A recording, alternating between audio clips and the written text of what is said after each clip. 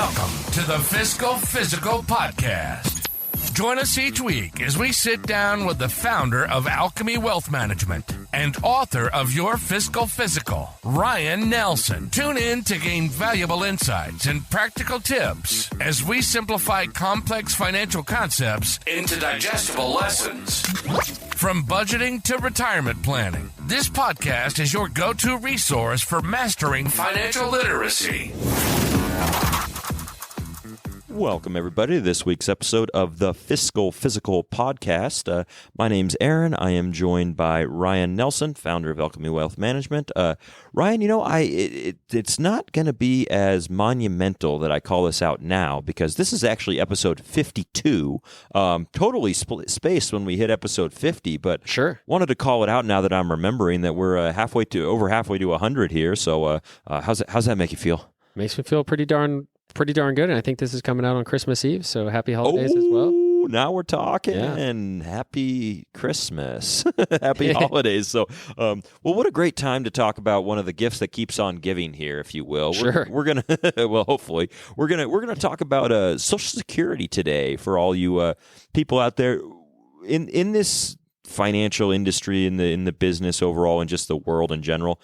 Words get thrown out. People nod and smile along about what, when you hear something. Social Security is one of those things that, we talk about it at the time of recording this podcast. I have a father who's collecting Social Security right now. So I'm really curious to get your thoughts on what Social Security, is, Ryan, what it will be, what it is, what it isn't. So I'm just going to go ahead and pause here and kind of get your insight on this topic. Yeah, Social Security is an interesting one, and I think a lot of people have a lot of different opinions on Social Security, and I like them. Probably, I'm just another hooligan out here that probably none of us really have much authority to have much of an opinion on this at all, yep. Right? But certainly happy to educate on what little I do know about Social Security.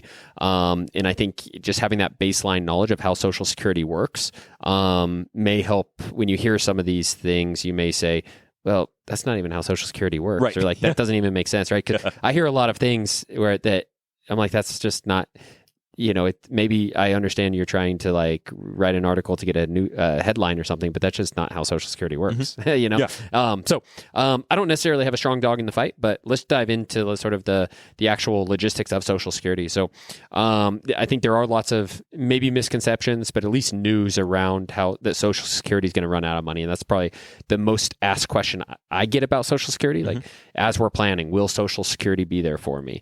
And of course, it's a question I can't answer. Like, I don't know with any definitiveness that it will or won't be. But again, let's look at how it's set up and how it operates, and then maybe we can start making some informed decisions about what we think might happen. So really, Social Security is funded two ways. So through the current workforce, and then through an OASI fund. So that's the Old Age and Survivor Insurance Trust Fund. Okay. So the current workforce, what that means is, so you and I, we're currently employed and currently working, right? Hope so. Yeah. We pay into Social Security. And like you said, your dad is receiving Social Security now, right? So we're paying into Social Security. Your dad's taking out of Social Security, right? The only way for there to be nothing in that Social Security basket would be if you and I didn't pay anything into it, right? So even if there was just a pool, an empty account with $0 in it tomorrow, then all of us, next month when we all pay into Social Security, that empty basket is now going to get filled up with something, right? And that something could then get paid out to the current Social Security people. Right. May or may not be the amount they wanted, but my point is there's a constant flow of funds flowing into Social Security, right? And so it's hard to have like to have no funds in something when you continuously have money going into it. So to think Social Security would go to $0 is sort of hard for me to believe when there's, it would almost be like there would have to be zero of the current workforce. Right. There either no current workforce or a legislative change that where the current workforce is no longer paying in which case we'd have an entirely different system. Right. But so it's hard for me to imagine that Social Security could ever go to like absolute zero. Yeah. As long as we have a current workforce paying into Social Security, there's some funds there, however many, we don't know exactly, but there would be some funds there that would be able to be distributed. So that's one. The current workforce helps fund Social Security. Then I mentioned the or the OASI fund. So that is a fund, that's a trust fund that was established to effectively, you can almost think of it as an investment account that was set up to sort of grow over time and then pay out. I think most people think of Social Security as more of a fund where it's like, oh, I'm putting money into Social Security, then I'm going to get my own dollars back in the future. Right. That's not how it works. I'm putting my dollars in, your dad's getting our dollars out. When we're retired, we're going to be getting we're going to be getting, your son's going to be paying in, we're going to be taking his money out, right? Darn right.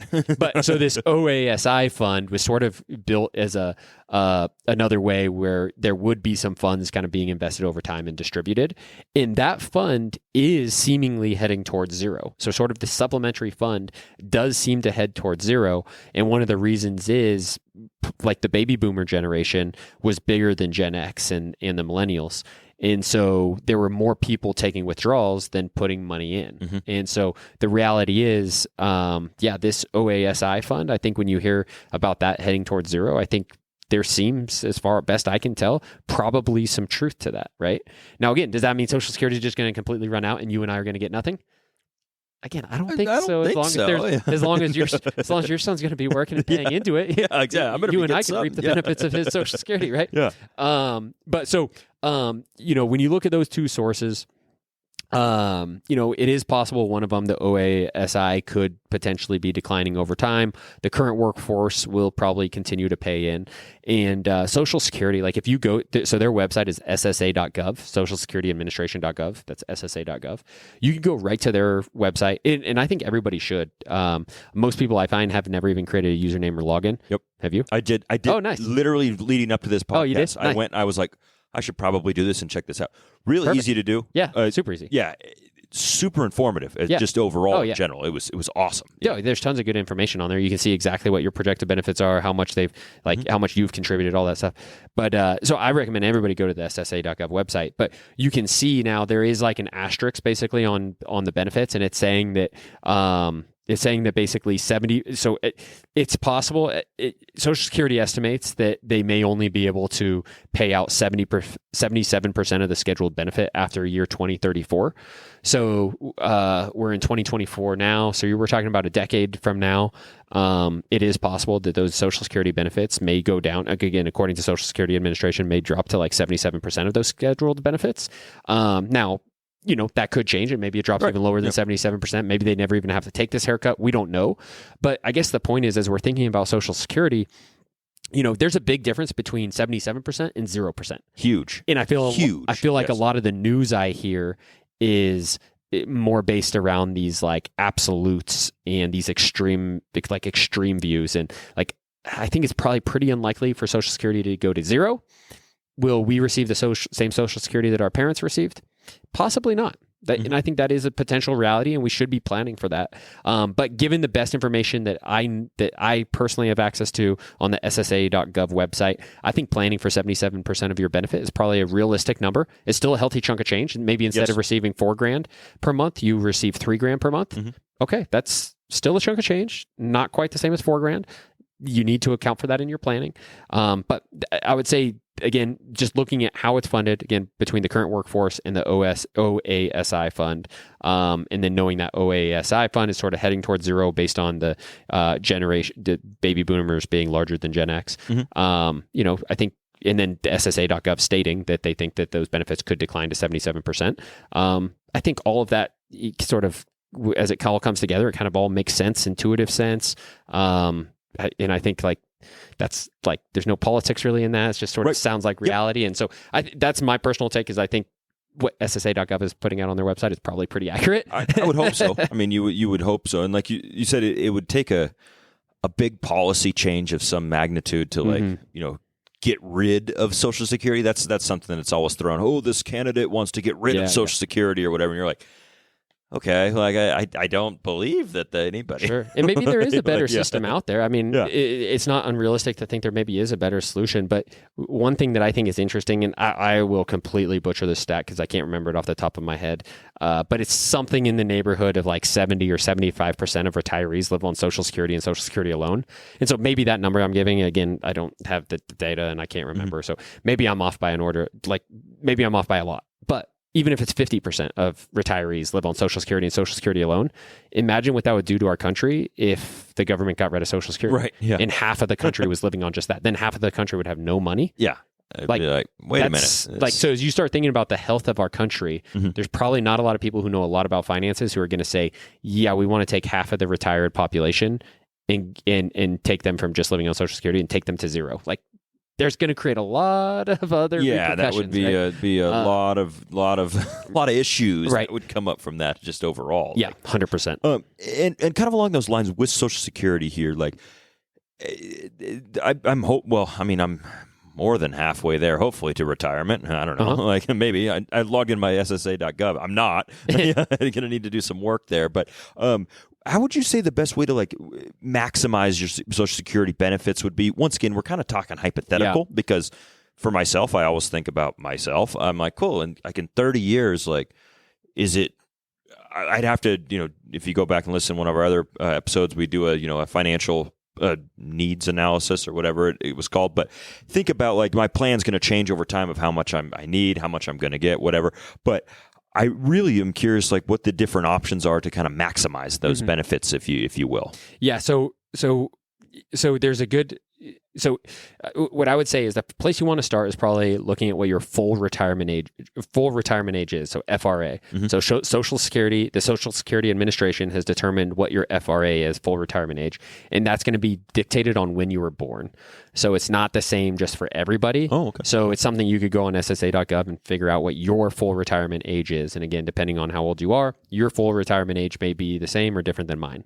But as you look at your full retirement age, that's going to be when you get your quote unquote full benefit from Social Security. And then what Social Security does allow you to do is start taking your benefits early if you want, or take them late if you want.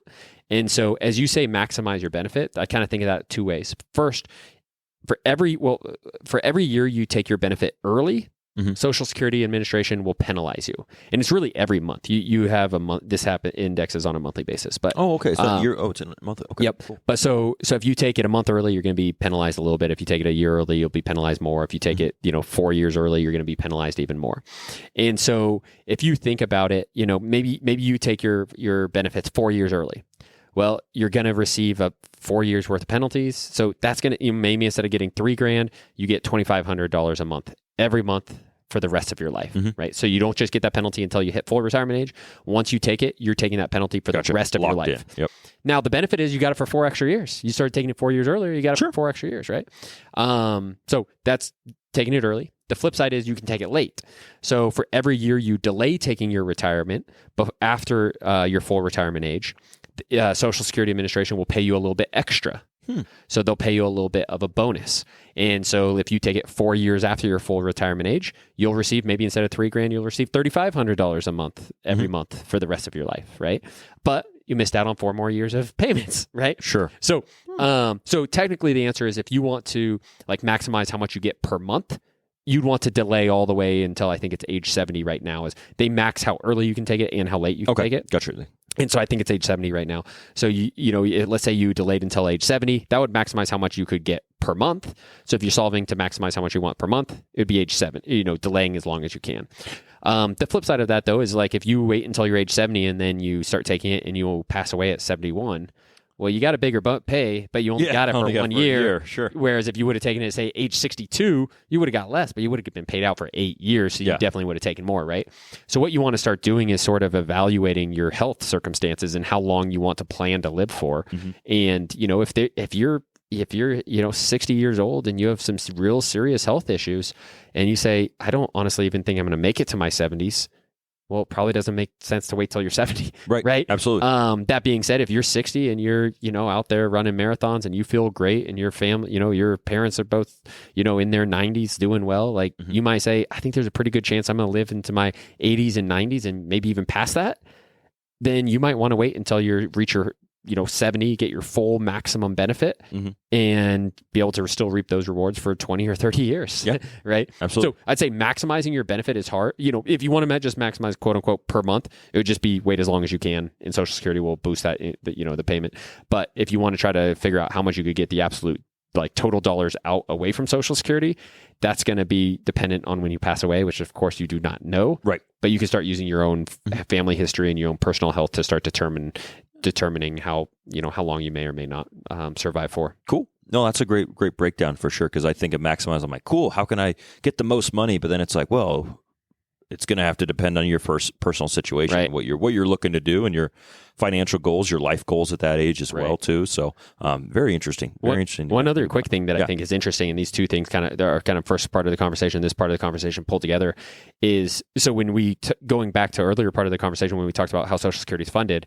Remember, a large part of it is from the current workforce. Mm-hmm. So I think the estimates I've seen is roughly 3/4 of the funding comes from the current workforce, mm-hmm. and roughly 1/4 comes from that trust fund. Mm-hmm. Hence why Social Security Administration is telling you to expect about 77% bonus, right, or of your benefits, because they're saying this trust fund may run out. Then we'd just be relying on the current workforce. Mm-hmm. That's representing, effectively 77%. What's interesting is a lot of people, when they take their Social Security, they're taking it early, and so they're being penalized.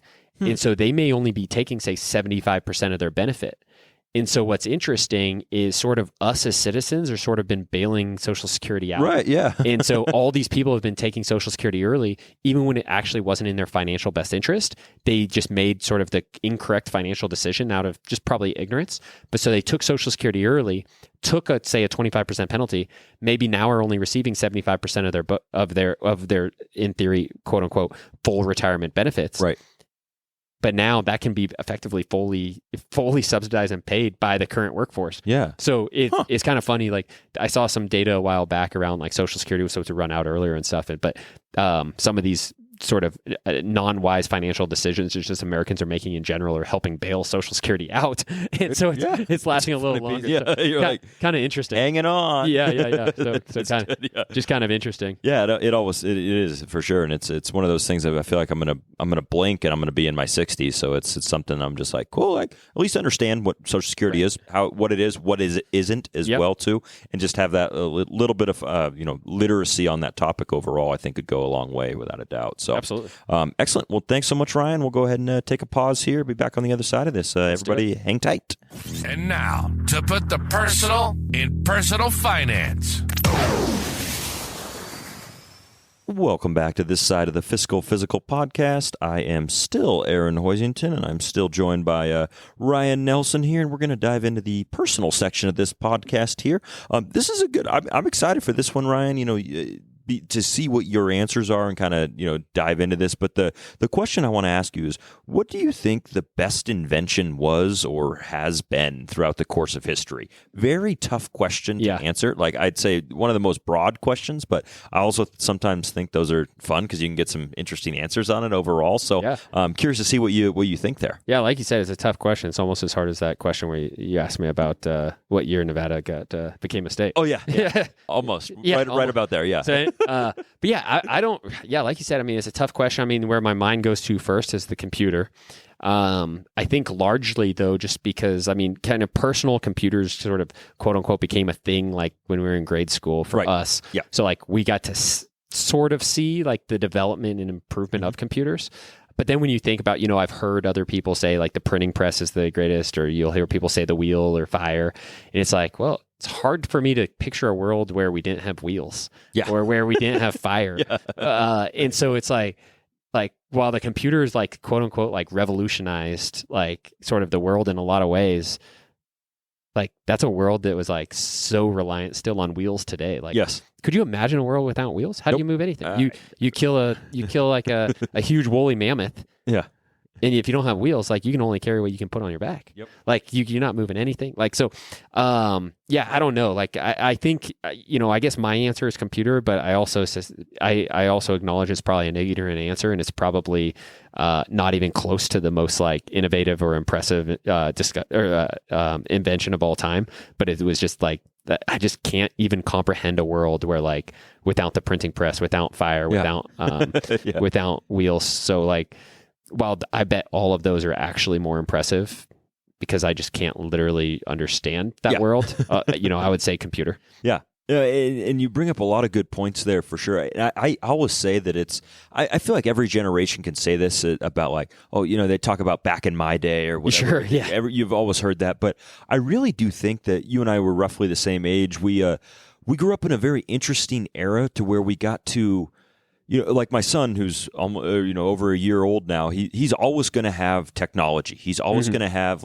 be able to pull up an iPad or something like that. Like we didn't specifically have that growing up, but there was a certain time in our lives when it just started kind of exploding, if you will, and now it became like part of our lives, and we had to adapt to it. Now we're at where we're at now, But before, we got to live in what some people would probably consider like the Stone Age, sure, with technology. So I think we have a very interesting generation because of that. And there's always things I'm sure that you can go back and forth with it. But first, I just want to call that out because it's very unique. I don't think it's ever going to happen again in that specific situation. But I think there'll be different ones. But I will say, and this, if you go back and listen to another podcast that we had previously, we talked about our favorite drinks. One of my favorite, I think the greatest invention is water filtration system. Okay. I think having our water to be filtered and be able to drink clean water is invaluable. Like for myself, who drinks a ton, like a ton of water, I think that just being able to filter water, amazing. And I don't know when that first came out or the rudimentary source of it when it started, but just what we can do today, it makes me feel really good about the future of us. Like me being still able to drink, a gallon of water a day for the rest of my life. Hopefully that it will be clean water. I don't have to worry about that. And so, but you got me thinking about the wheel too, and I drove to this podcast. Absolutely. How would I get here? Like before, I'm just like, it's like 7 miles from my house. Like, okay, cool. I'll see you tomorrow. Right. Like kind of thing. I'll take a break on the way there and camp out at Jeremiah's house. Like it's just what it is. So, all good inventions. I think all inventions in general serve their purpose. But it's going to be really interesting to see kind of what the future holds with that as well. Yeah, I think what you brought up a point where like how we're going through this technology revolution with I'd say internet and computer kind of hand in hand, but this transition, right? I think so. I'm just trying to look this up real quick right now, but there's a generation that lived. I don't even know what generation it would be, but if I'm not mistaken, the basically the invention of the car is only a few decades before like putting a man on the moon. Oh wow! So there are people who lived and the automobile didn't exist. Yeah. Horse and buggy was transportation. So they grew up in a world where horse and buggy was transportation, and within their lifespan saw that evolve into cars and planes and to landing a man on the moon. And so when I think of I think everything you said was accurate, but also like you were alluding to, I think every generation has gone through the same thing. Like you only know the world you're living in. Yeah. But that's crazy to me. Like to not even to live. Horse and buggy feels so long ago. Yes. Landing on a moon still feels impressive. Yes. And one generation within, I don't want to misquote, and I haven't had time to properly look it up, but I believe that was in one generation, just a few decades apart, which is crazy. That's absolutely wild. And to think about going from like, well, okay, we got to, we're taking the horse over to the, the town to get food. Sure. And then you're next thing you're like, listening to the moon landing or watching the moon landing. You're like, yeah. What? That thing in the sky we got there? Yep. I used to ride my Clydesdale into town. It's impressive what we can do, and I'm curious to see what we'll do in the future, good or bad, but what the inventions will be then. So if these numbers are right, it looks like the Ford Model T started getting produced in 1908. Okay. Like the 1908 to 1927. So the early 1900s, we landed on the moon in 1969. So about a 60-year window there, call it, going from horse and buggy to being on the moon. Yeah. Mind blowing. That is absolutely crazy. Just the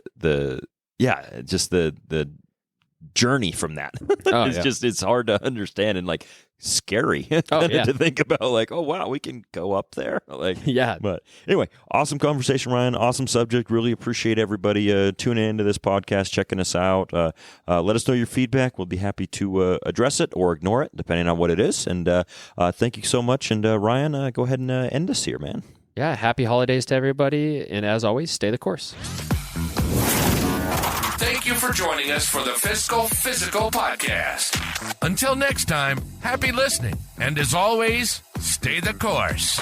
If you have a question or topic suggestions, please email us at podcast@alchemywealth.com. If you enjoyed today's discussion, subscribe to the podcast to ensure you never miss an episode, and consider leaving us a rating and review on your favorite platform. This helps other listeners like you find the show. For more resources, you can visit Alchemy Wealth Management's website at www.alchemywealth.com or find your Fiscal Physical, the book, on Amazon. We'd be remiss if we didn't mention that personal finance is just that, personal. Please don't take anything we say as advice. The preceding content is for informational and entertainment purposes only. It's not an offer or a solicitation, nor should it be construed or relied upon for tax, legal, or investment advice. It doesn't consider your personal financial situation or objectives and may not be suitable for you.